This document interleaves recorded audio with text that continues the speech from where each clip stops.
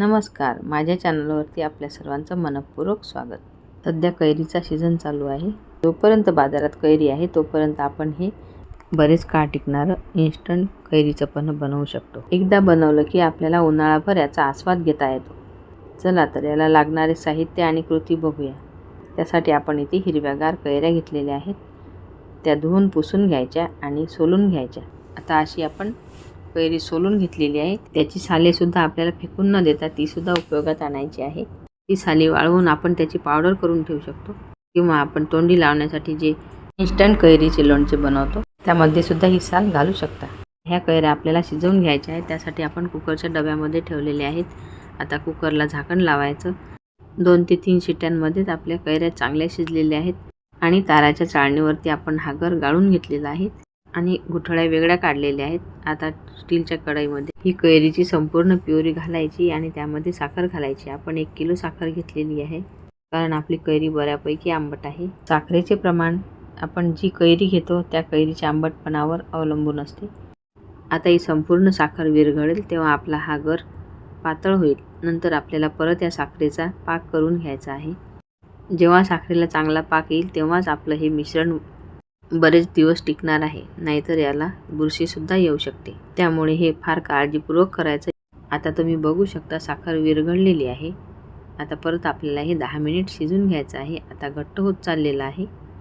बोटावर बघून घ्यायचा पाक झालेला आहे का तो. आणखी आपल्याला थोडं होऊ द्यायचं आहे. इथे आपण सेंधव मीठ, 1 लिंबाचा रस आणि विलायची पावडर घेतलेली आहे. आता आपल्याला लिंबाचा रस घालायचा आहे कारण या साखरेची परत साखर तयार होऊ नये यासाठी आपण लिंबू वापरणार आहोत. लिंबाचा रस घातल्यामुळे ती परत साखर बनत नाही. आता पाक बऱ्यापैकी झालेला आहे. एक तार तुटतो आहे. आता आपण यामध्ये बाकीचं साहित्य घालूया.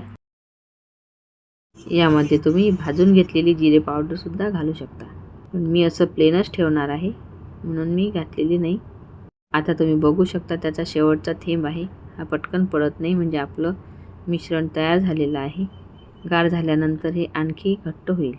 हा तुम्ही जॅम म्हणून सुद्धा वापरू शकता. पोळीसोबत मुलांना टिफिनमध्ये सुद्धा देऊ शकता. अगदी साखर आंब्यासारखी याची चव आहे. जॅम बनवत असाल तर यामध्ये मीठ घालायचं नाही. यामध्ये तुम्ही साखरेऐवजी गूळ किंवा मग खडी साखर सुद्धा वापरू शकता. आता हे आपलं मिश्रण तयार झालेलं आहे. आपण यामध्ये जराही रंग वापरला नाही कारण आपली कैरी चांगली पक्की झालेली होती. त्यामुळे कैरीचा गर छान पिवळ्या रंगाचा झालेला आहे. तुम्हाला हवा असेल तर तुम्ही आणखी यामध्ये पिवळा रंग घालू शकता. विलायची पावडर आणि सेंधव मीठ घालून झालेलं आहे. थंड झाल्यानंतर यामध्ये लिंबाचा रस घालायचा. आता गॅस बंद करायचा. जसं जसं थंड होईल तसं ते आणखी घट्ट होत जाईल. आता शेवटी यामध्ये लिंबाचा रस घालून एकत्र करायचं. गार झाल्यानंतर स्वच्छ कोरड्या काचेच्या बरणीत भरून ठेवायचं. आता यापासून बनवायचं आपल्याला सरबत किंवा पन्ह. त्यासाठी आपण इथे ग्लासमध्ये बर्फाचे तुकडे घालायचे आणि तयार केलेला कैरीचा गर घालायचा आणि त्यामध्ये गार पाणी घालून मिसळून घ्यायचं. अशा प्रकारे आपलं इन्स्टंट पन्ह तयार झालेलं आहे. तुम्हाला जर माझी आजची रेसिपी आवडली असेल तर माझ्या व्हिडिओला लाईक, शेअर, कमेंट्स आणि सबस्क्राईब जरूर करा. रेसिपी बघितल्याबद्दल धन्यवाद. पुन्हा भेटू अशाच नवीन रेसिपीसोबत. तोपर्यंत नमस्कार.